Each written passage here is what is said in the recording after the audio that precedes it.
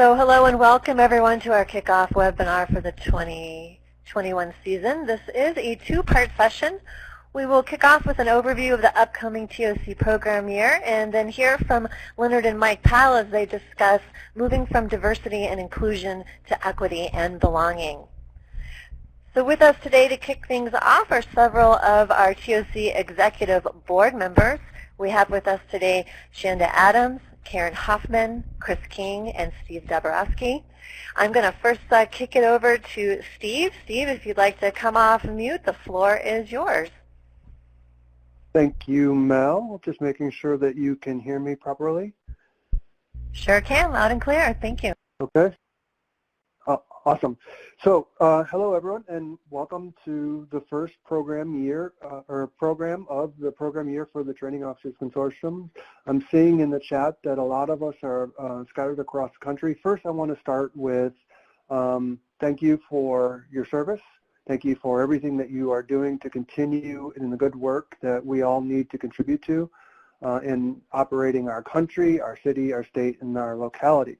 So it's really important, and I really appreciate it, and I hope that you and yours are taking the steps that you need to take to make sure that you're safe and you can continue to do so. So thank you.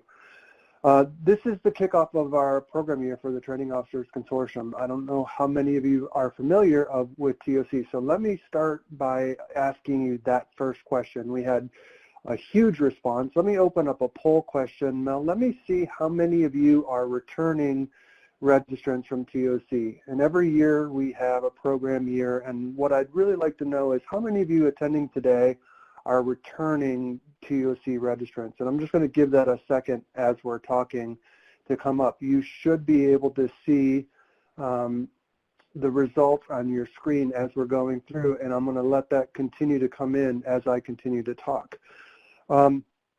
Today is the first day of the TOC program year, and the TOC program year normally starts out in September. We're starting it out this year, as I'm sure you can imagine, and it looks like 65% of the folks that are on the poll are returning TOC registrants, so thank you very much. I'm going to go ahead and end that poll. And continuing on into the program year this year, some of the things that we're doing this year are going to be a little bit different, and we're going to explain the multiple different avenues, but there's two consistent themes that we tried to do as the TOC board. As I'm sure you can imagine, TOC prides itself on the community and the networking opportunities that it brings to its registrants and the community every engagement that we have with TOC. With COVID and the inability to meet in person, that has significantly impacted us at TOC, as I'm sure it's impacted all of you. And so what we're trying to do is make sure that TOC continues to deliver value, but taking that even deeper and wider in terms of the impact that we're actually having on a learning community and focus. You'll notice if you track through the chat box, there's quite a few people that are not located within the DC area. And this is done very deliberately. We're making an outreach to folks that don't necessarily have to be co-located geographically to the Washington, D.C. area. We would like to open the TOC arms wide and welcome everyone into this program year.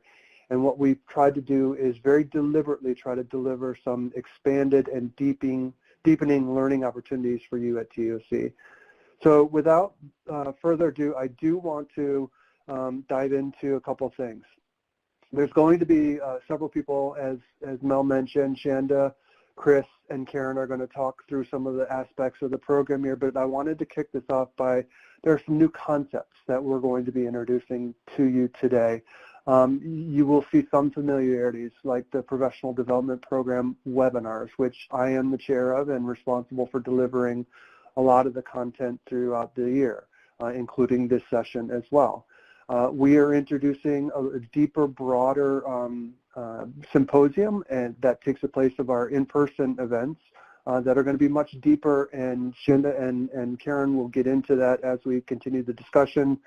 We're also introducing a concept for you all that may be very new, is this roundtable where we actually take complete months and deliver some content. And I'm not going to steal any thunder from the folks that are going to be coming in here, But also we continue to maintain that focus on our community and our networking. We've already done some things over the summer in terms of social events. We had an art painting night.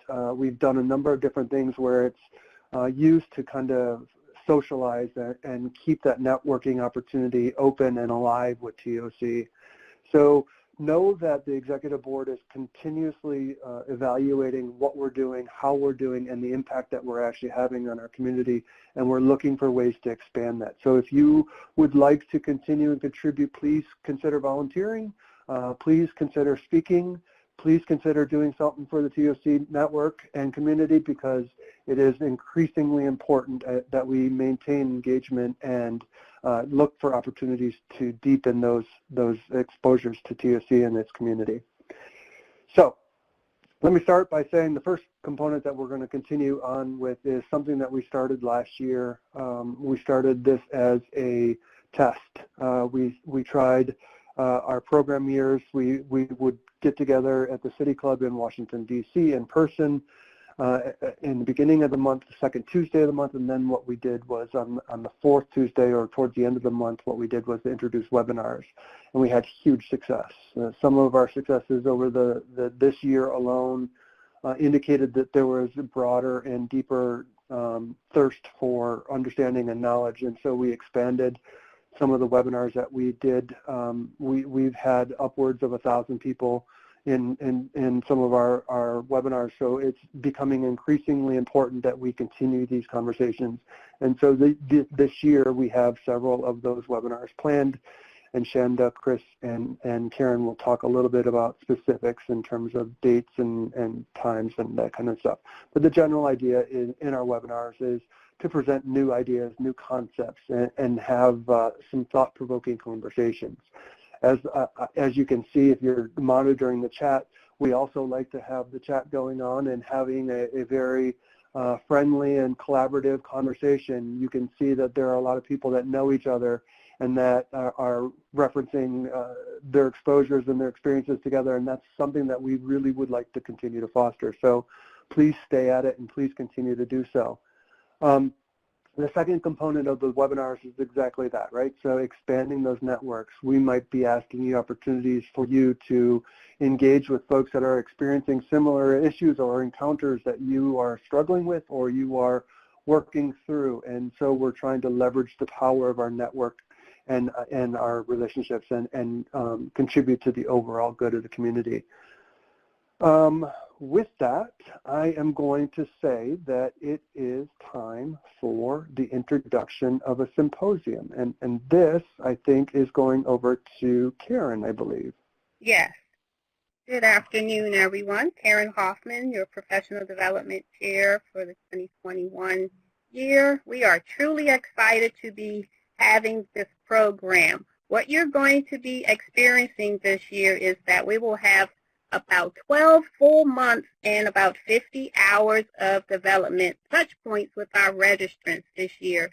We're starting off today, August 19th, and we're going to go through August 31st, 2021. And we will also be having an interactive presentations and breakout group sessions so that we can make sure that we deepen the learning experience of the monthly topics. And those topics will typically run from about 1.5 to about 2 hours in length. And this is a new feature for the 2020 year. Although we will not be at the City Club in person for today and possibly September, hopefully we will be able to make sure that we eliminate any risk and that you can join us virtually online. We also are going to expand our panel discussions that we featured our CLOs in the federal government, and now we're going to also expand that to our Chief Human Capital Officers. And as you know, in many organizations, the Chief Human Capital Officers, they are a part of a CHICO council, and most likely they drive the mission of the organization. They are very much in the forefront and bring hot topics to our learning and development community.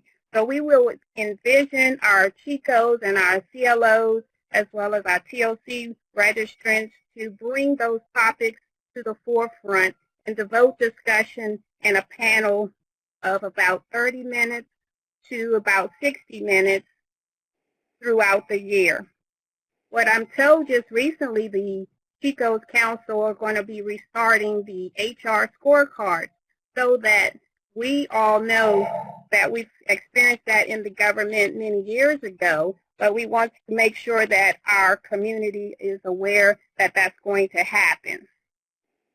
The next item that we're planning for our professional development symposium is the TOC Expo. We know we have lots of vendors that are part of our community, and we want to learn and build on that community as well, and to make sure that our leaders in the learning and development profession are able to learn and get advice, counsel, and also create strategic alignment and to overcome organizational obstacles when they're looking at the TOC Expo. And so some of those Expo topics may include integrating social media into your training programs, build or incorporate a diverse and inclusive culture, and we're going to be hearing about that a little later today. We're also going to talk about how can you advertise and market your training events, as well as provide interactive virtual programs to a multi-generation. So with that said, we're still accepting proposals until August 30th, and if you're interested in presenting, please do so. So with that said, I'm going to turn it over to Shanda.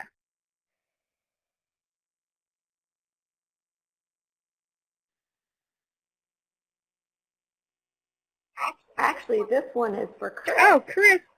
Ah, I was wondering. That's all right, Karen. That's okay. So, hi, it's Chris King. I'm the Chief Technologist for TOC, and I'm excited to introduce this next concept to you guys.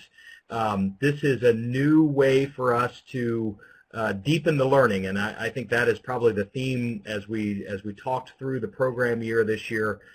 We realized we had an opportunity. It's a real unfortunate circumstances that we find ourselves in, that we aren't able to get together face to face like we love to do. But it does give us some opportunities to really kind of dive into some topics in ways that aren't possible when we get together and have lunch each month. So one of the things that we're going to do is this roundtable concept. So this is a way for us to dive deep into a topic and give you an entire month of thinking about the topic, of applying some ideas to your work, and then coming back and reflecting on that. And I think that this is a concept that's really going to take off if my instincts are correct about this. So we'll start off each roundtable with a webinar. So that part will be familiar. We'll spend an hour kind of introducing the topic, getting the lay of the land, understanding some of the challenges, some of the ways that we can leverage this topic on our own work.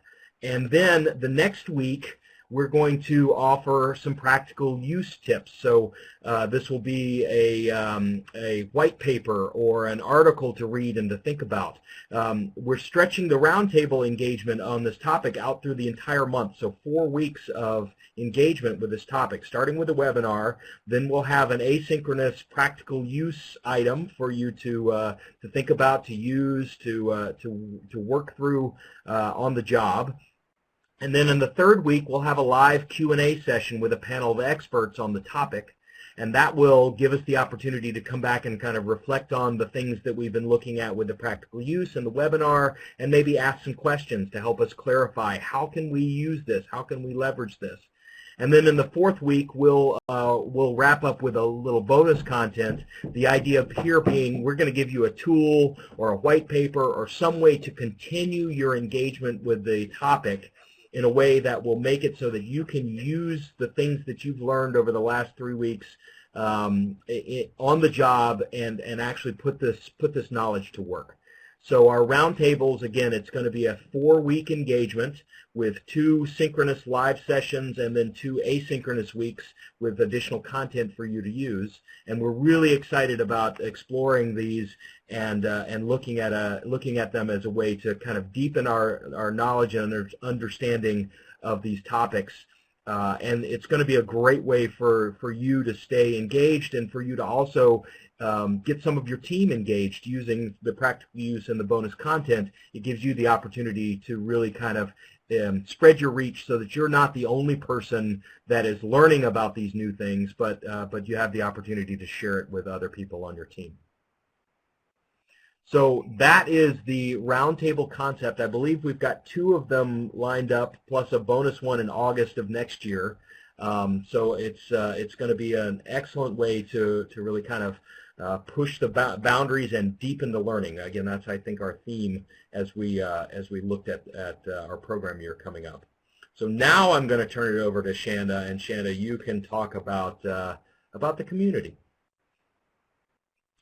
Thank you so much, Chris. I am really excited to talk about our community event. Last year we did a what is our why exercise with the TOC board, and one of the things that we came up with was that we are a community. We offer community involvement. We really connect with each other, and this is something that we don't get from all learning and development programs. So we really want to make sure that we hone in on this concept and really come together, even in a virtual aspect. So for this year, we are offering you plenty of opportunities to network with your peers. As you can see in the chat, we're saying hello to each other. We're letting people know where we're from, and really, and I'm hearing that I'm sounding a bit muffled, so I'm sorry if I'm sounding muffled, but can everyone hear me okay? Give me a raised hand if you can hear me okay, or if I need to make some adjustments.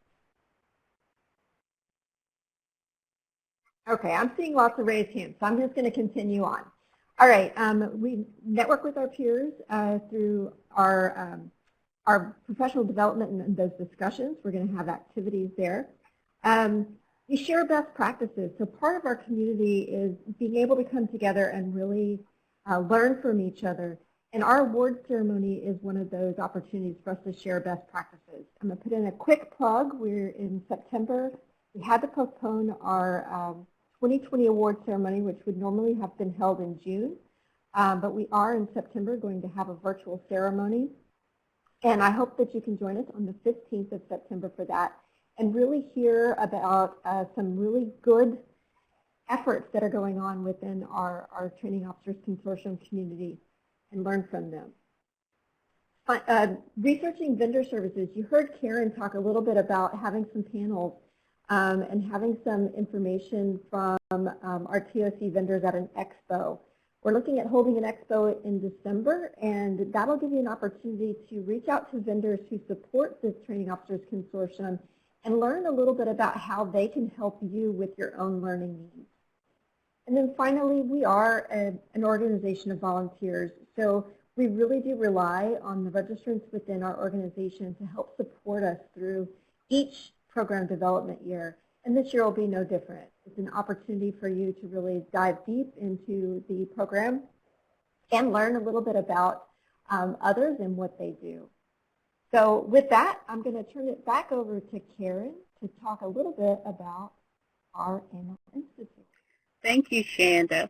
As you all know or may not know, we had to postpone our 2021 annual institute, but we are moving forward with 2021, and we're going to keep the same theme, workforce, lighting the torch and carrying the flame. We will still have interaction sessions. We will also have an expo, and we will also make sure that we have many networking opportunities. So we want you to reach out to everyone you know to make sure that they could be able to participate in our 2021 Annual Institute and provide proposals. We're looking for speakers, like I said, people to participate in exhibits and things of that nature. So stay tuned for more information. and we hope to see you lighting the torch and carrying the flame in our 21 Institute. Thank you.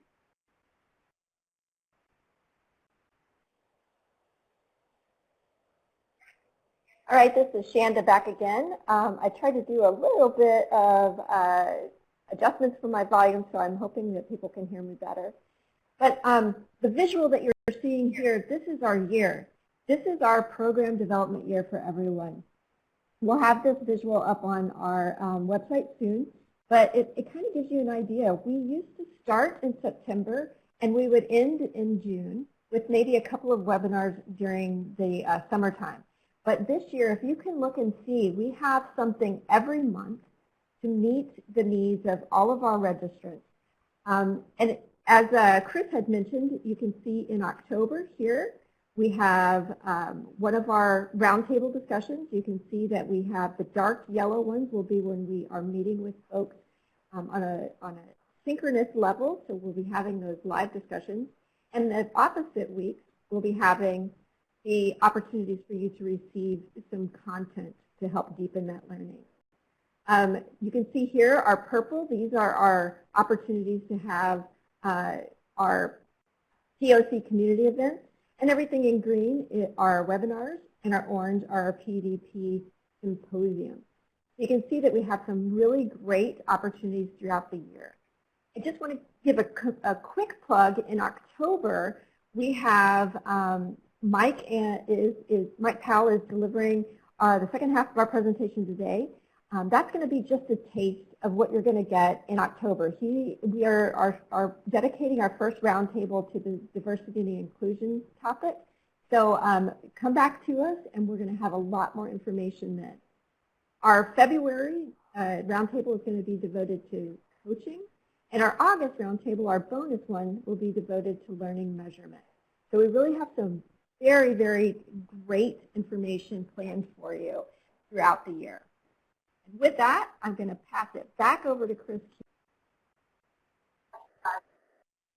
Thanks, Shanda. So I think that really what we're trying to show here is that the value that you're going to get out of your TOC registration is chock full of content this program year. We have really kind of leaned into the opportunity that we have to expand our touch point with you, and for the cost of a registration in the TOC Professional Development Program, which, by the way, is the longest continuous professional development program in the Washington, D.C. metro area for training professionals in the federal space. You will get webinars, symposiums, roundtables, community events, and the annual institute, and all of that is inclusive of the registration cost.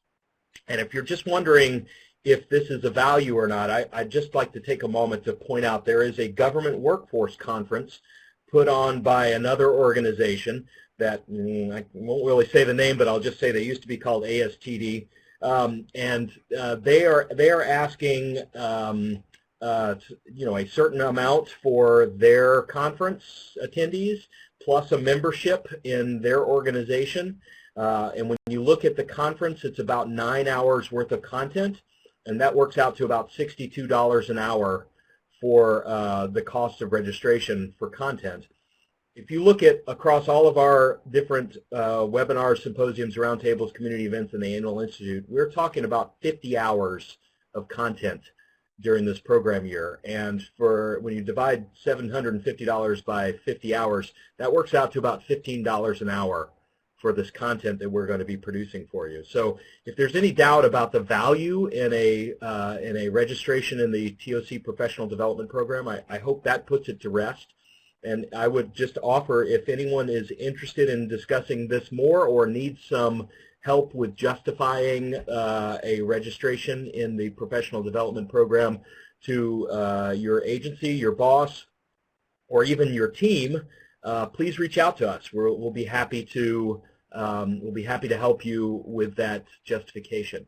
So please, if you know of other people that have been TOC registrants in the past and they have drifted away, now's your opportunity to reach out to them and say, hey, look at what's going on here. It's really interesting the way TOC is pivoting in this time, and maybe it's worth another look at the organization. So our professional development program is here for you, and we are looking forward to exploring and deepening the learning this year as we go across all of these programs.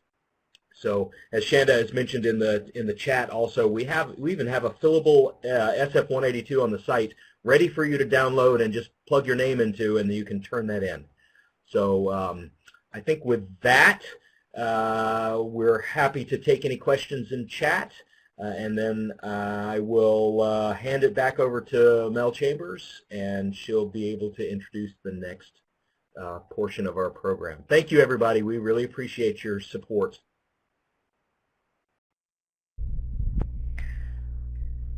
Thank you, and thanks to Chris, Shanda, Karen, and Steve for all that wonderful information. I agree that is a really good bang for your buck there. Definitely check it out. Shanda has posted the link for you in chat if you'd like to go directly there. If you click on that link, that will open up a separate web browser for you to go in. Yes, and all for the low, low price of $750. And if you're new to TOC, it's a wonderful organization. I have had the pleasure of working with them and the executive board for the last, I guess, 3 years now, running the webinars. And so hopefully you will consider joining, and look forward to this fabulous program year. So with that, we are going to switch gears and go to the main event,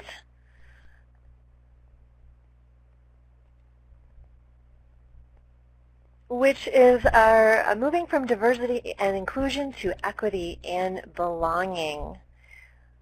We've got two fabulous speakers with us today from Powell Consulting Group. We have Leonard Powell and Mike Powell. Leonard is the president and CEO of PCG. He's a seasoned organization development consultant with nearly 3 decades of experience as an internal consultant with the U.S. Army and an external consultant to myriad corporations, federal and state agencies, and associations. His consultancy uniquely blends his analytical skills as a mathematician with a keen understanding of organizational behavior from his perspectives as a leader, staff officer, and student of human behavior in organizations. Mike is Vice President of Organizational Development and Training, and PCG is a family-owned management consulting company located in Hayesville, Maryland. Mike is a dynamic speaker and trainer and draws upon the lessons learned from unique personal and professional experiences to help individuals and teams expand their capacity for success. He has delivered keynote speeches and facilitated workshops for athletes, professionals, students, and leaders across the country. So let's please welcome Leonard and Mike. I will bring up your first slide. Leonard, I'm going to unmute you, and the floor is yours. All right. Good afternoon, everyone. Good afternoon. I'm seeing in the chat box that we are having some challenges with the audio. How are we doing with audio? Are we back? Good to go now? Dave? I see you had some issues. Tiffany, we good to go? All right, good. Sounds good. All right, thanks everyone. So good afternoon again. I'm glad you all are with us today to hear about our wonderful program and everything that we have planned for you all this year. We have put in a lot of time and energy trying to come up with the best alternatives for you rather than being able to meet face-to-face as we have traditionally done, but trying to still give you great content and great value as a registrant with us. And I think we did that with a great overview from Chris and Karen and Steve. And so we'll kick off our first webinar this year with this topic. And this topic is really near and dear to us as board members, but particularly to me because this is a topic that frequently comes up. It is obviously in the news, in the media, all over the place right now. But for us, it really took on a special meaning As I mentioned, we've been meeting quite often trying to get our plans together for the year. And we were having a meeting, we being our board, our TOC board, were having a meeting a few months ago.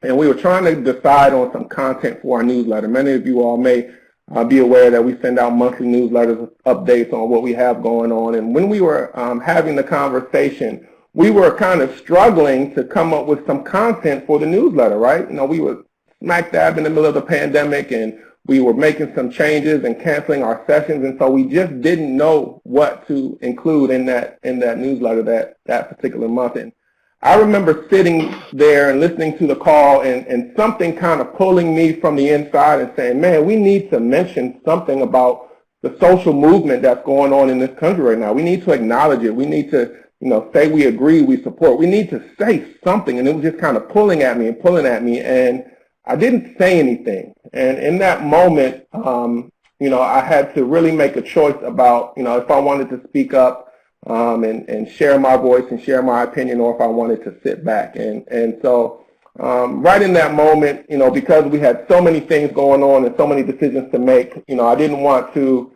throw that topic in because I just thought we didn't have enough time to really dive into it and unpack it. But I came back to the office and I talked to my dad and I said, hey Dad, we were having this conversation and something was going on with me. I was having a reaction because I thought that as an organization we needed to mention something about the social movement that was going on, and I didn't do that, and I'm feeling that I missed an opportunity. And so I talked to my dad, and he has been, as you heard, doing work in this space for many, many years, and many years the bulk of his work was on diversity and inclusion and affirmative action. And so, his counsel always means a lot to me, and in that moment it meant even more. And so he said, I think you should go back and say something. Go and send an email and just kind of bring it up. Dad, do you remember us having that conversation? No doubt. So when I mentioned that to you, and I said, I think that I missed an opportunity, and you said, you should maybe go back and speak about it. Why did you think that was important for me to come back around to that topic and bring it up to the board? Well, good afternoon, everyone. I think it's afternoon or good late morning for those of you who are not in the afternoon. It's a joy for me to be here. It's a joy for me to be back in the TOC community. I've been away for a long time. I used to be in this community years ago. So I'm excited hearing your agenda, hearing the work that you are up to, and what you had planned for the coming year. Great things. It's really exciting. Back to your specific question, Mike. This is a topic of our times, a topic that we can't avoid right now. As you mentioned, there's a movement going on in this world. Starts here. I think it started. It really took hold with the Black Lives Movement and with the killing of George Floyd. And it has just grown like wildfire and into a social movement that is much bigger than the George Floyd situation. I've never seen anything like this in my lifetime. I think it's bigger than the civil rights movement. Nothing has shaken this country on this topic since the Civil War. So I think it's huge. I don't think it's anything that you can run from. I told you to speak up because I understand the dilemma that you were in. Being African American, when diversity issues come up, it seems that the minorities are always the ones, or most likely the ones, who are expected or who have to initiate the conversation. And that's a heavy burden that I felt you bearing, that you were feeling this and feeling the pain and the challenge of it, and especially since it involved your community, and you felt it needed to be voiced, but yet you didn't want to, and you didn't want to be the one to have to lead it. And so I remember telling you that, Mike, this is a moment in time that sitting on the sidelines won't do. This is one of those times that you have to lead and step up. If you can't raise this conversation in TOC, where in the world can you raise it? TOC, you have like-minded people who are change agents, who are in business to help organizations harness and use all of the potential that's available to it. And that potential comes in different sizes, shapes, colors, hues, etc. And so if this community can't have the conversation, I don't know where it can be held. But I also understood the burden on you since there were no voices in the room raising it. So sometimes you just have to suck it up. You have to bear it because it is a moment in time that and that's exactly what was going on inside of me and exactly what I was feeling. And so I appreciate you giving me that push, and it went really well. You know, I went back to my computer right away and I sent an email to our team, and I raised my point of view, and it felt very, very good to know that people not just agreed with me, but understood and wanted to learn more and wanted to understand. And for me, you know, that really gave me a sense of belonging, right? It made me feel like, you know, I'm not just a registrant, I'm just not just a board member, I'm not just a number, right? I'm not just a black guy that's here to represent, you know, black men or black people on this board, but I'm actually somebody who is a part of the family, and I feel like I belong. And so that really gave me a good sense of family and feeling like I belonged and I could speak up and share what's going on with me and really be my authentic self. So as we move into this conversation, and that's kind of how this whole presentation started, that conversation evolved into this presentation today. I want you all to think about belonging. So Mel, if you can pull up that first poll for me. So here's what I want you all to do. We're going to continue to talk and have the conversation, but I want you all to think about this question. What does belonging mean to you in the context of diversity? You all can just, we'll keep this poll up, you know, write down your thoughts. It can be words, it can be images, it can be things that you associate, but anytime when you think about belonging, what does belonging mean to you? I understand there may be someone who else is talking that we might need someone to mute their line. I'm not sure who that is. I can't hear them. So we have folks saying being connected to others fully, being a part, being seen, feeling like I have a voice, feeling like you're part of something, that you're valued in your organization for your uniqueness, right? All of these definitions, if you will, or feelings that we have around belonging is really, really important. And so I want you all to hold on to these feelings, hold on to these definitions that you all just put into the poll. Mel, if we can just drop that over to the side and keep it open, we can end it now. But I want to come back to it before we close out today with those definitions that you all shared. So you know, in the conversation, we talk a lot about diversity. And Dad, when we do our work, we talk a lot about what diversity means. So when you've done work around diversity, you know, how have you described diversity? What has been your experience and your background and really, you know, the lane that you walk when it comes to diversity?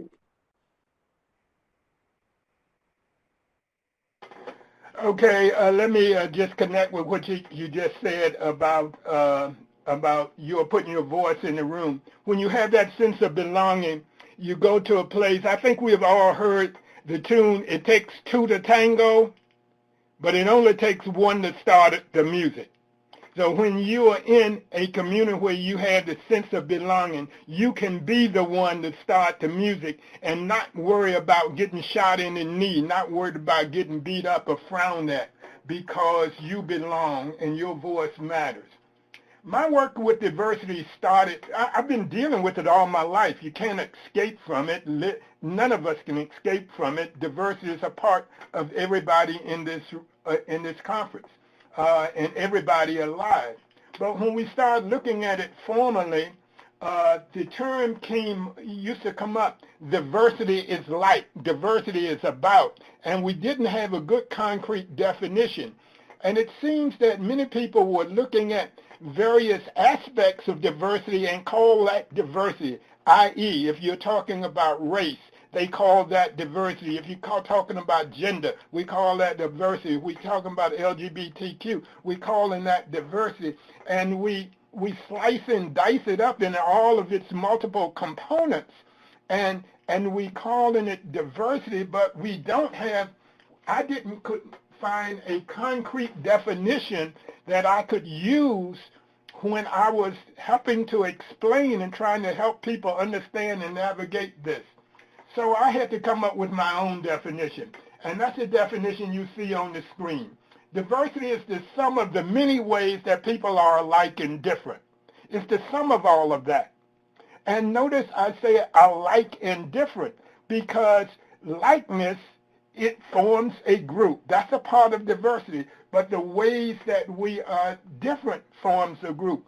And that's both individually as part of groups. Now, any of those characteristics could be used to form an identity group when the person is joined with or assigned to people who have that same characteristic. So sometimes I am in an identity group because I may have been born into it, I volunteered for it, I want to be in it. But other times, people assign me to groups, and I don't necessarily identify with them or want to be known as a part of that.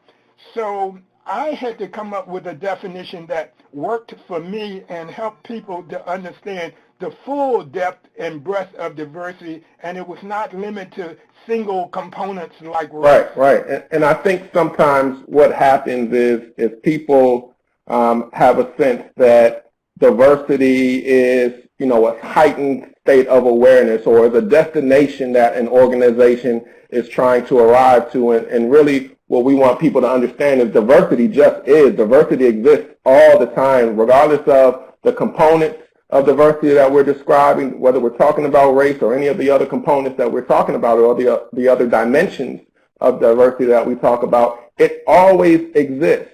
But over the years, the language has evolved. The terminology has evolved. And I remember in many of our earlier conversations around diversity, you talked about the language and imagery of diversity and inclusion and belonging, right? And what that really means to you. For me, I remember, being a young boy and growing up in Prince George's County and having, a very diverse group of friends, when I was really young. And then going into high school and kind of looking at my friends and realizing that, that diverse group of friends that I had when I was in elementary school, doesn't look as diverse as it used to in terms of our skin color, right? All of us kind of look the same. And then I went to a historically black college and, all of us were the same skin color and looked the same. And then went into the workforce and it was a very different story. And so, the image and language of diversity for me, started at a very young age and just understanding and paying attention to the people around me. For you, when you think about the language and imagery of diversity, what comes up for you, Dad? Well, I use that term a lot, and I got that term actually from a guy, Price Cobbs, who wrote a book back in the late 60s or 70s, I believe, on Black Rage, I think was the title of it. In fact, I just pulled it out off the shelf a couple minutes ago. And language and imagery is how we learn about diversity.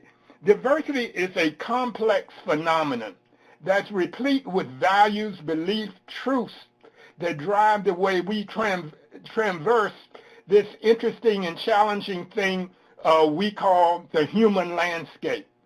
So So it's part of our values, our beliefs, and our truths that make us who we are. And this phenomenon gives us meaning. It tells us what we know and how to behave and who to trust, what's right and what's wrong, what's good and what's bad, or how we should live. And it also guides our sense of self and the connections we make and the differentiations we make with others. It helps us to establish the boundaries that we use to make our social arrangements. And so diversity is pretty complex, and it resides largely in our unconscious mind. So to understand diversity, I think we need to go upstream to the roots. And how did we get here? How did we get here as human beings to have the lens that we have and the realities that we have? And so that exploration led me to Price's words, and then in working with Price, I had the opportunity to spend a couple years working with him, and we talked about the socialization process and how we are socialized. Think, Mike, you have a new baby. I have a new granddaughter, Callie. When Callie came into the world, I remember you, Mike, talking about Callie. She wasn't sleeping on your schedule. She had you up all night. When you wanted to sleep, Callie wanted to be awake. When you wanted to rest, Callie wanted to play.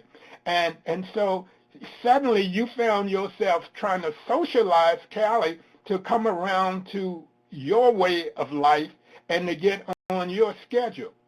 That's how we developed our identities, our groupness, and our perspectives on the world, and how we learn about ourselves and others through socialization. It's largely through what we see around us and what we see happening. So that's the imagery. But I would include that to the things we feel, touch, and taste. And then the language, the things that people are saying. As you were growing up and as you talked about elementary school, you were scanning the universe, taking in data constantly. You were learning about yourself. You were learning about other groups. You were learning who had what, who was entitled to what, who wasn't entitled, who was privileged and who was not privileged. You learn that through the conversations that you may not have been a part of, but you were in the conversation because you were alive and in the situation, and you could observe it. And so that learning experience, that socialization, is what shaped you to be the person that you are and provides the lens through which you view the world. If we are going to understand what's happening in the Black Lives Movement, if we are going to understand organizationally how people make connection and differentiation and how people make decisions about each other, we may have to go upstream to the headwaters, as W. Edwards Deming used to say, to understand how we got here, what started that flow, and what shaped us and provided that lens that we look through. So I pay attention to the languages. What did you hear when you were value processing or being socialized? And what did you see in your environment?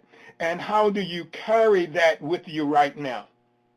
Great. Yeah, I definitely, it's been an interesting experience watching Callie grow, and I'm very curious to see how she processes the world and the meanings that she makes, even from the smaller things like the cartoons that she's watching now and the characters and, you know, the different groups that they are a part of. I'm noticing a lot different characters in the cartoons that she's watching than the cartoons I remember watching. It's very, very progressive and interesting to watch.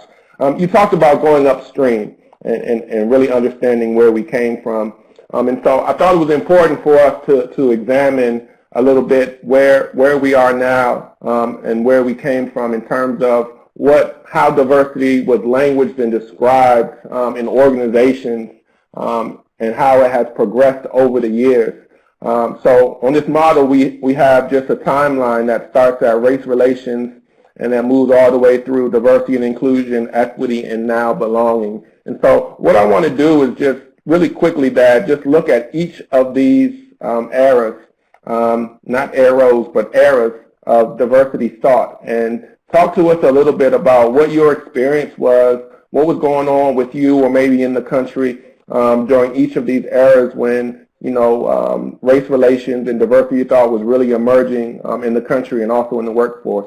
We don't have a lot of time to spend on each of these slides, but I do want to be able to touch on each one in a little bit of detail. So starting with race relations, tell us, what your experience was going back to the 50s and 60s with Brown versus the Board of Education and the Civil Rights Act.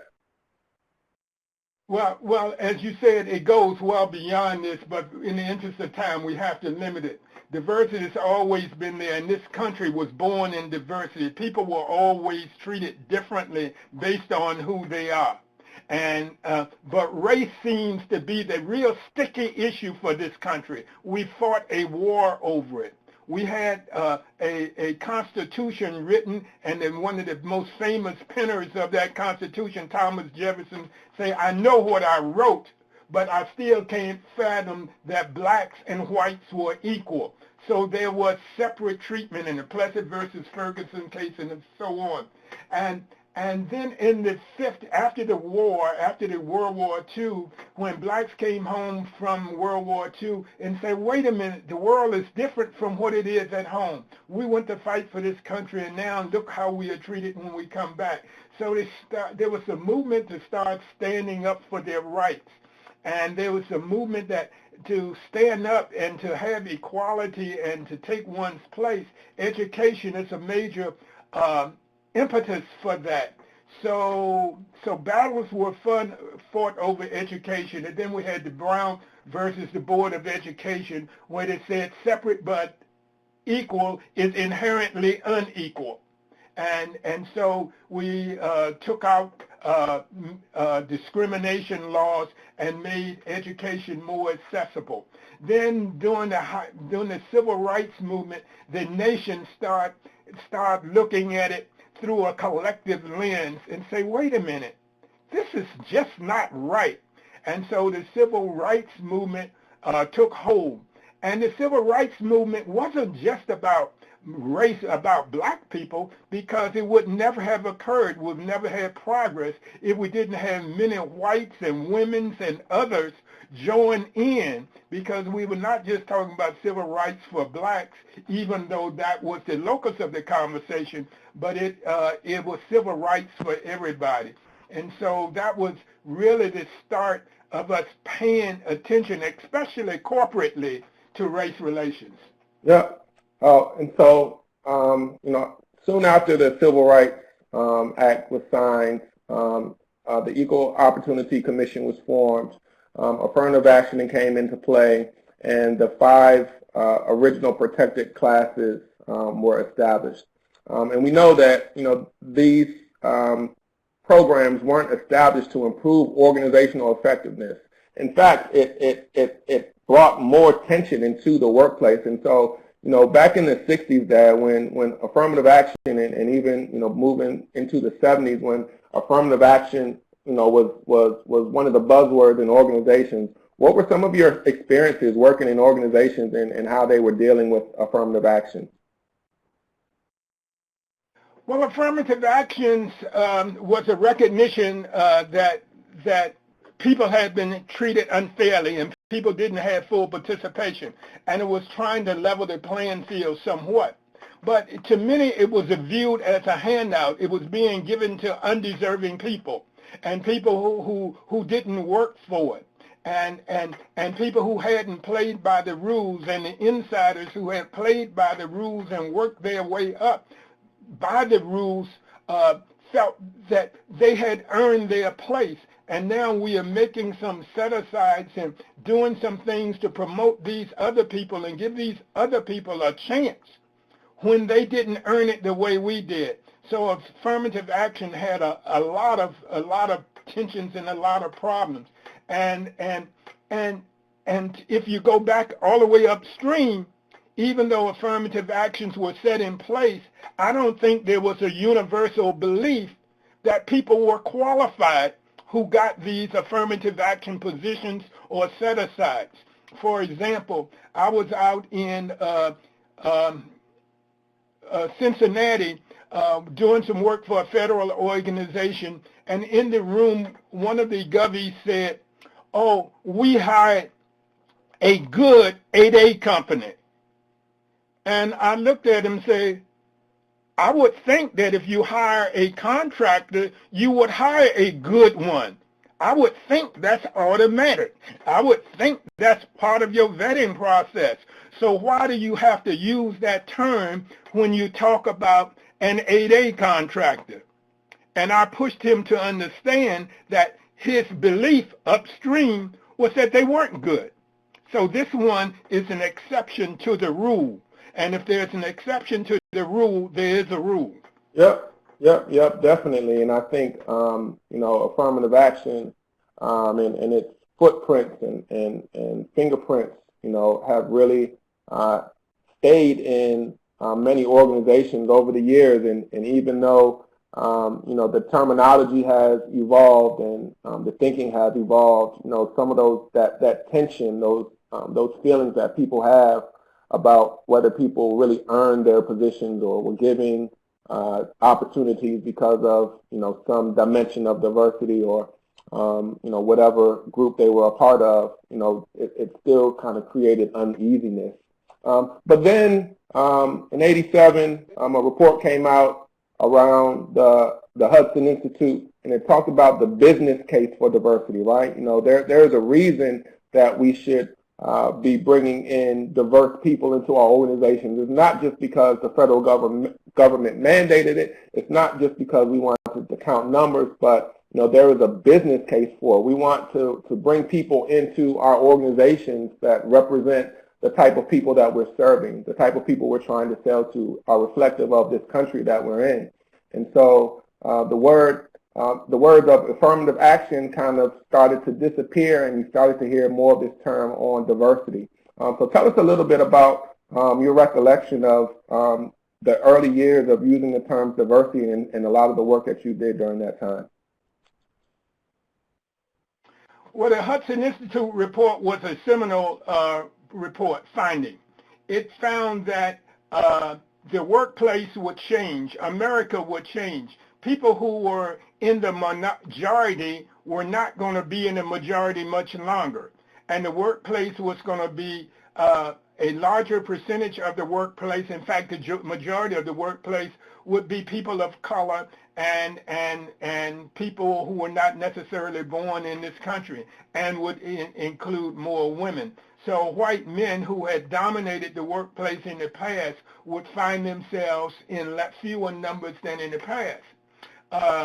And so we start looking at diversity and start asking the question now, how do we leverage the potential of the people working in there, and how do we make sure we have the people in the organization to get the jobs done? Because while organizations and businesses and corporations and governmental entities are social, they are not. They have a hard mission to produce products and services. And so how do we leverage this potential to serve our mission? Roosevelt Thomas wrote a book that was also pivotal in this movement and this era, and when he said that diversity goes beyond race and gender, which had been the common vernacular in the past. We thought just of race and gender, even though we had to protected classes under affirmative action and EEO, we still focus on diversity as being about those two dominant aspects, race and gender. And Roosevelt espoused that diversity is beyond that. And then so we moved into this arena now. We are talking about valuing and managing diversity. How do we manage this phenomena, and how do we value diversity so that we can use it to promote the business and to achieve our business goals? Good.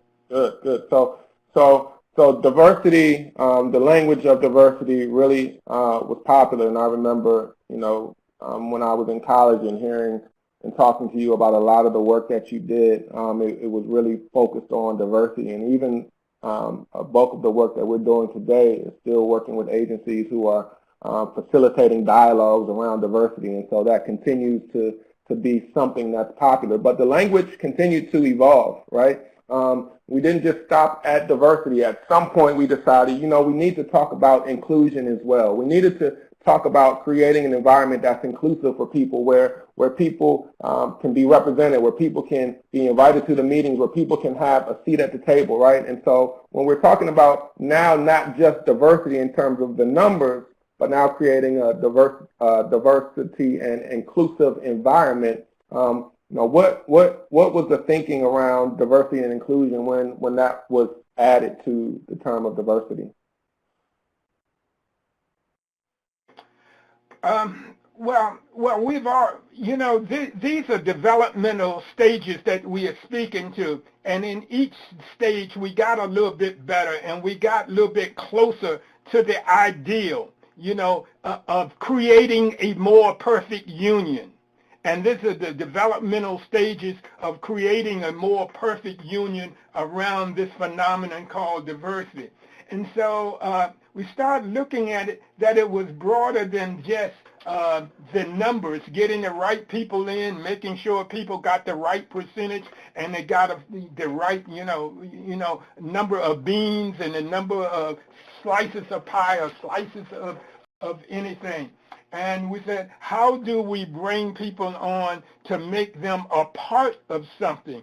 And so how do we include them into the fabric of this organization?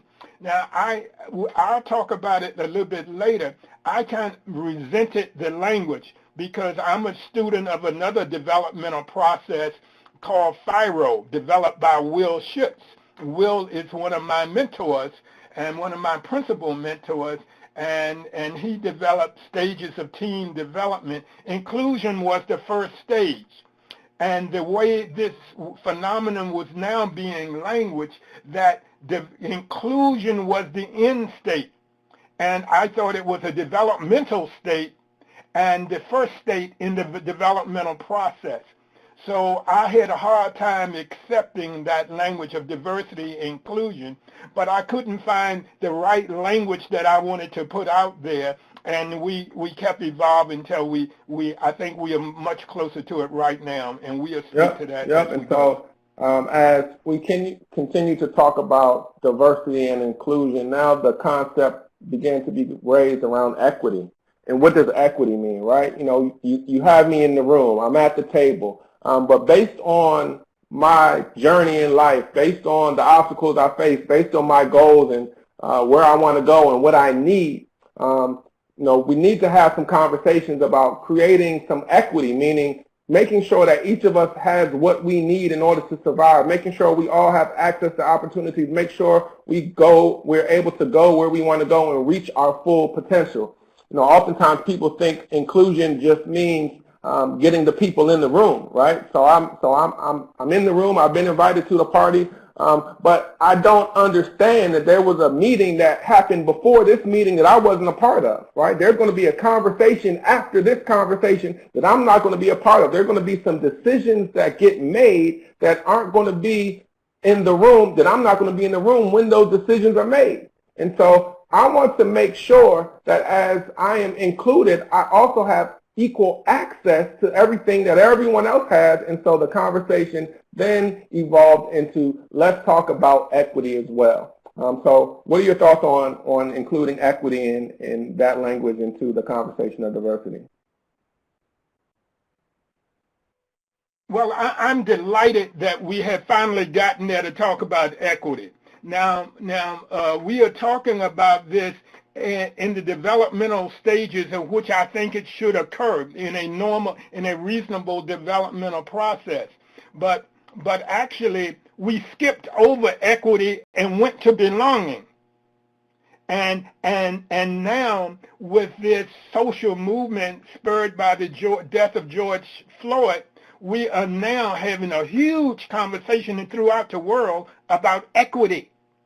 And equity deals with control, deals with power, deals with influence, deals with autonomy, deals with my opportunity to pursue my own dreams and happiness, to pursue life, liberty, and happiness.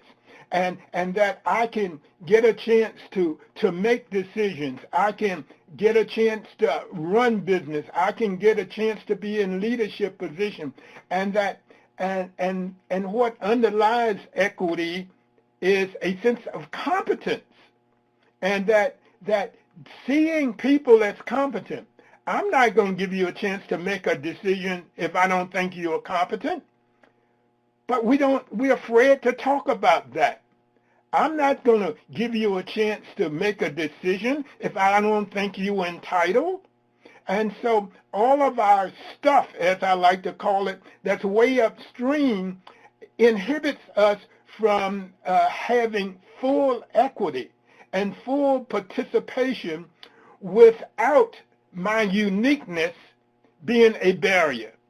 And so equity is about me being able to pursue my dreams and you being able to pursue yours based on the content of our character and the expertise and the capabilities we bring to the party. And we are not limited by any abstract phenomenon such as what color we are, what shape we are, where we were born, our pedigree or our accent or anything like that. So I'm happy to see us coming back to that, but that is the toughest of all three of these stages. And we skipped right over it.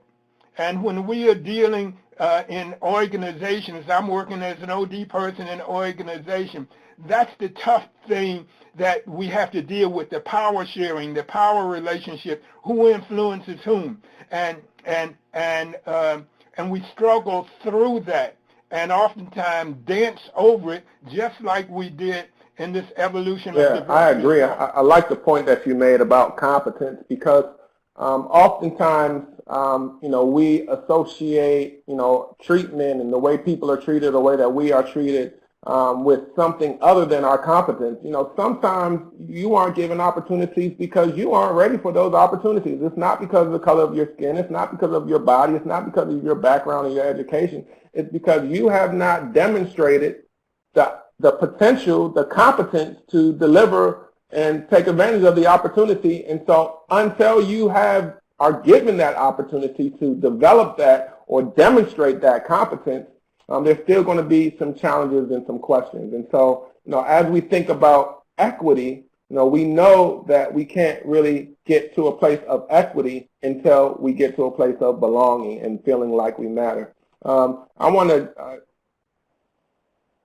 Yeah, Mike, let me add another thing. I just saw Tiffany's comment.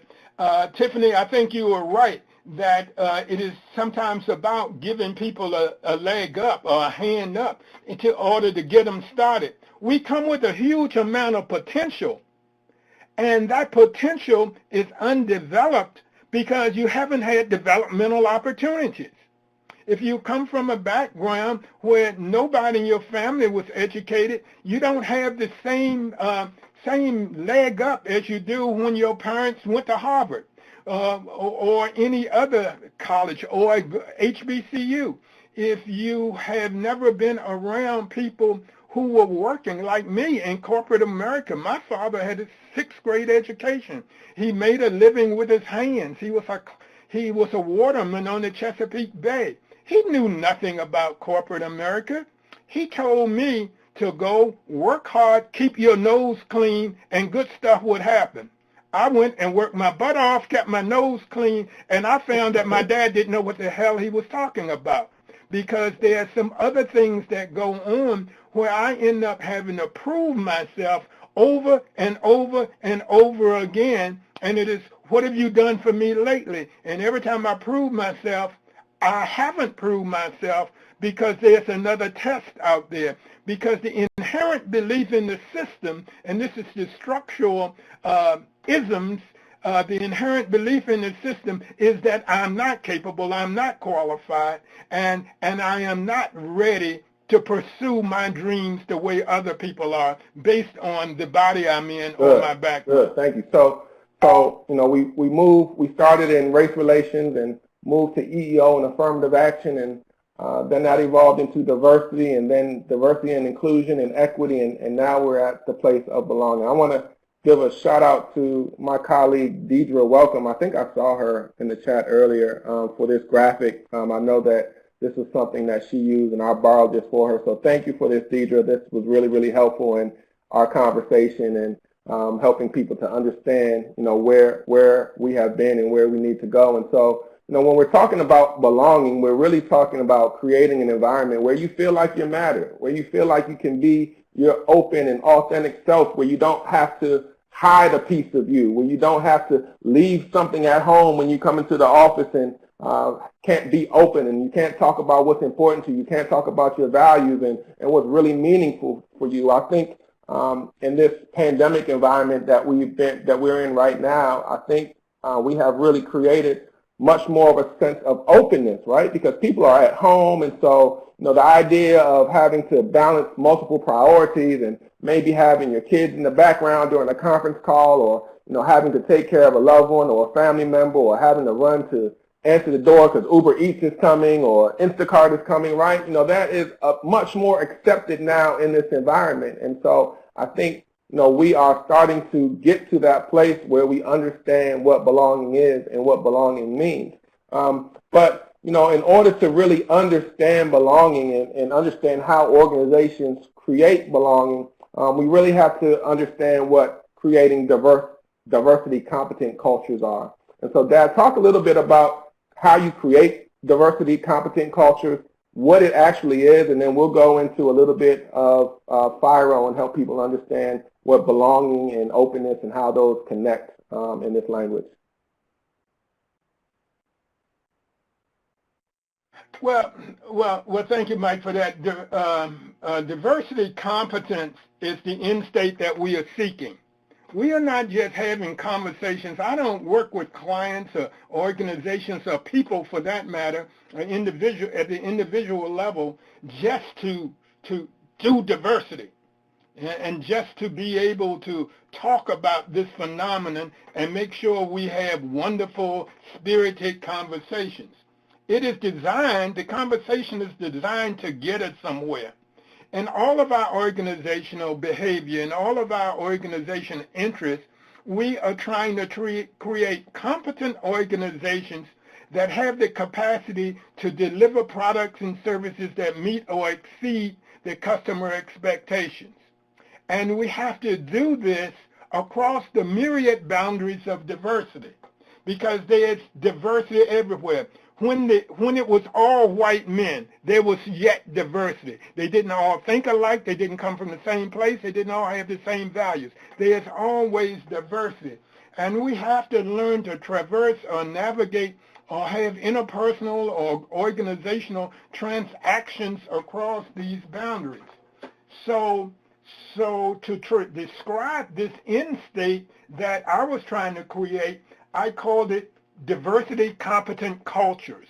We wanted a culture that was competent in dealing with diversity. And so for years, this was the title of my training program that I did all over the world. And diversity competence is my willingness and ability to ensure that we leverage the potential of all individual contributors, communities, components within or available to the business by capitalizing on their uniqueness. Then there are some key words in there, and they are not all highlighted. One, willingness. Am I willing to step up to the table and take it on? Am I willing to have the conversation? That's what TOC demonstrated to you when you went back and sent that email. Hey guys, we didn't talk about this, but we oughta. I wasn't at all surprised that TOC responded the way it did, because TOC is an organization that I'm seen as willing to take on the tough challenges in the interpersonal arena. But there are other organizations that are not. I worked in one client system that you couldn't talk about LGBTQ. They almost ran me out of there, and I said, okay, run me out. You still got to deal with it.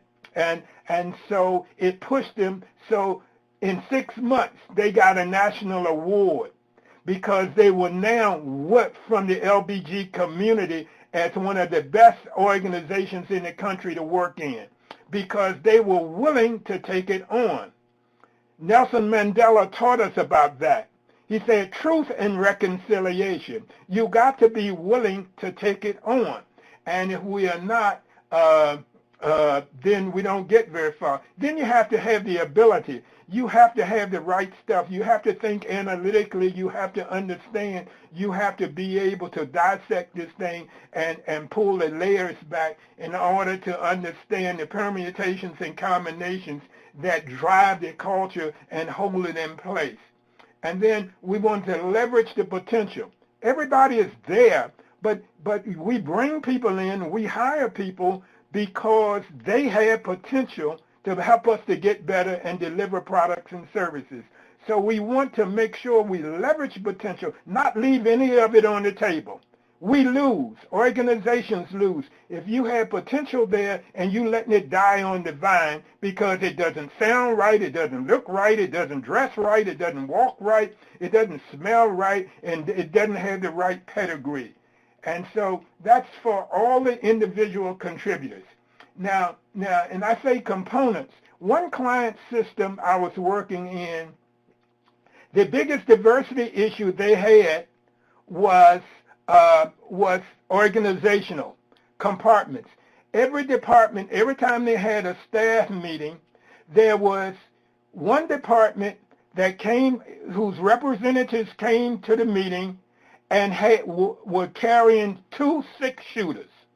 And as soon as the meeting started, they laid them on the table because they knew somewhere during that conversation, they would be the scapegoat for every evil or everything that corporation did wrong. They were always blamed. They were treated like the outsiders, the outcasts. They were the whipping child. And they hated it. And so they couldn't work collaboratively with the other groups because they were beaten up all the time.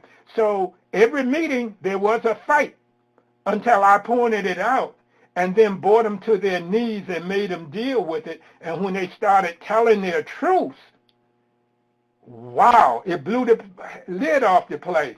And then they could have reconciliation, and they got to be an outstanding organization, and all of their performance measures improved exponentially. And that is available to the business, people who are working there, but people who are available. Sometimes we don't let people in because they don't fit our litmus test. And that litmus test was shaped by our diversity lens, and we may be totally blind to it. So we want to create a culture where companies, our clients, can be competent in working across the myriad boundaries of diversity to ensure that they live, they thrive, they sustain themselves by providing products and services that meet or exceed their customers' expectations through harnessing the potential of everybody and available to the organization. So it sounds like diversity, competent cultures have to pervade the organizational level, the group level, as well as the individual level. And so, how do you do that? How do you create that energy? How do you create that feeling that you belong, that you have some control, that you feel significant and you're a part of the team? We only have about 4 or 5 minutes left, but let's talk a little bit about what it means to belong. Mel, if we can, I think I might be able to grab it. Mel, if we can grab that poll back again and slide it over somewhere. Again, we're talking about what does it mean to belong, right? And so, all of these things that you all shared and typed about what it means to belong, we have to understand what does it take to create that environment where you feel like you have a human connection, where you feel visibility, and you feel like you heard, you feel like you're part of something, you feel like you're valued. You feel like you fit in. You feel like your opinion counts. And for us, we espouse the work of Firo and Will Schutz. So Dad, can you give us a quick overview? I know it's hard to really do any justice to this topic really quickly, but if you can just help us understand, how this context of diversity, inclusion, equity, and belonging connects to our Firo theory that we introduce in all of our work.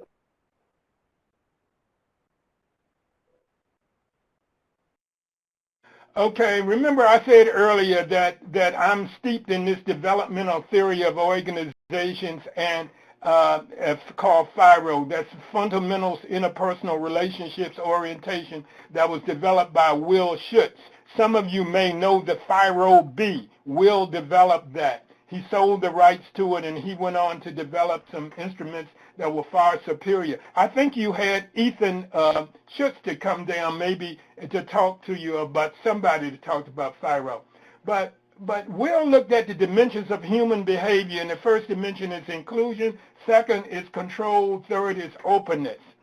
And it just coincides with the developmental stages of teams. The first thing that teams go through is an inclusion phase. And then once it works, get most of the inclusion issues worked, and they're still working them, they start dealing with control issues. And that's who is in charge, who died and left who in charge, and who is making decisions, where's the power, where's the influence, and who has it, and who doesn't. And then you get to openness, and that's where you can be authentic.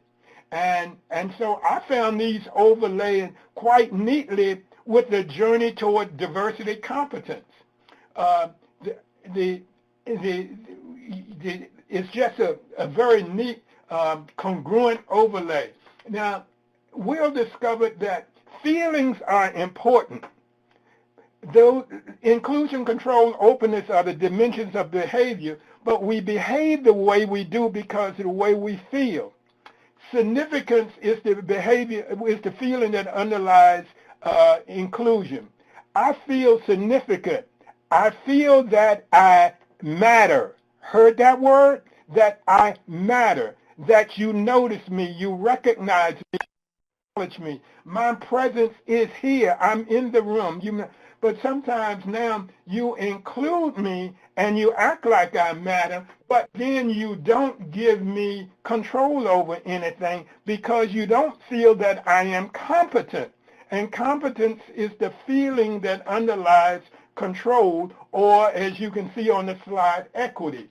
And then the last feeling that underlies openness or belonging is likability, that you like me as I am. I don't have to compromise myself. I don't have to slice and dice myself up. Now you notice that there's fears that we all have. All of us have fear that we can't cope with something. And the fear underlying in significance is that I'm going to be ignored. That we have been in this place too long and we have been ignored for too long. We have been treated like we don't matter because you are ignoring us and our state and what goes on with us. We are treated as incompetent and we humiliated. You call dumb, you call incompetent, you spotlight the worst things that you see happening by members of our group and you overlay that and project it on everybody. And so we want to avoid humiliation, and sometimes we can't even ask questions because when we ask an honest question, we get shot in the knee or treated as we are dumb. And the fear that underlies likability, if you don't like me, you're going to reject me. So how are you going to get to belonging if you don't get through those other things? Those other stages, and you have to deal with all of them. They are independent, but they are interdependent. They have a relationship with each other. They are not a standalone, but they are phenomenology. You got to separate them in order to talk about them to understand them. Now you asked the question, how do we get there? Let's talk about the experience that we just had. Mike and I in this company, we just brought a person on board on the 1st of July. and we brought a new person Monday. Yeah, we got to wrap up. We got to wrap up. So what I want to do Are you talking to me, Mike? I want to. Okay. Yeah, we can talk about what we do, how we, there's a process. There are things that you do organizationally to give people those feelings, that feeling of belonging. What do you do so that they feel that they are liked and they can come to work and bring them whole selves? Folks, thank you. I know I talked a lot. It's a lot. It's complex, as I said when I started, and trying to give it what we're going to justice do in an hour we, is simply impossible. Thanks a Chris lot. and Steve and Karen talked about earlier, we're going to launch our roundtable series starting in October, and so that's going to be a continuation of this conversation. And so we've kind of set the table to help you understand where we came from, how we got here, a little bit about what those terms mean, and then we'll talk about in part two, as an organization, what do you need to do to get there. So thanks a lot, everyone, for joining us. I know Mel has a few things that she needs to do before we close out. I hope you all are able to join us for our roundtables. I know there will be some more information coming out soon to give you all the details on that. So I look forward to seeing you then. Thanks a lot, everyone. You got it, Mel.